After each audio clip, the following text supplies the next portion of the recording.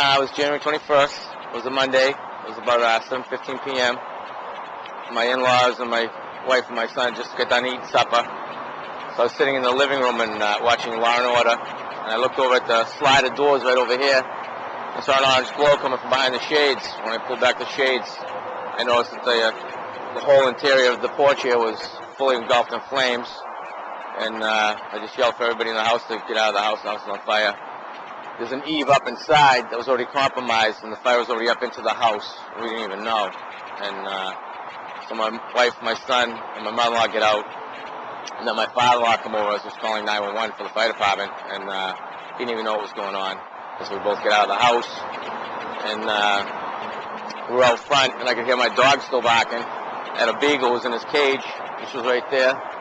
He was still inside the house, so I had to go back in and get the dog, and got him out. But it was terrific. We were right here. We were this right here.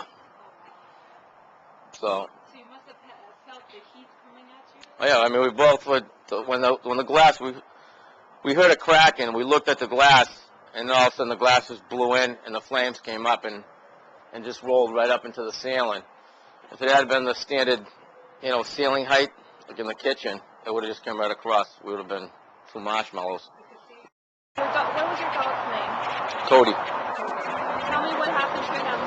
A friend of mine, Mark Ginsberg, the owner of the Tewksbury Country Club, he called up and told us that we're staying at his house. And he's put us up in the house since then.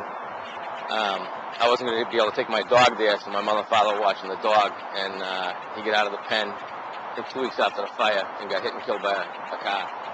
This isn't the only thing that happened to you. I had the flu for like 3 days before Thanksgiving, and I was working over at my house over in Tewksbury, put a second floor addition on, and en route coming down to Salem Road to here where we were staying, I lost control on the black ice up by Salem Road, County Road. I ended up hitting a mailbox, took out hit the tree, and then into a telephone pole. 2 calls that come in to the station. It was a fatal car accident, and the fire and the police did respond. The guys didn't realize who it was in the car until a couple saw my license plate. They knew my plate, and the guy that actually came up to the car, Al Piccolo, didn't know it was me until I had leaned back, and then they realized that it wasn't a fatal accident.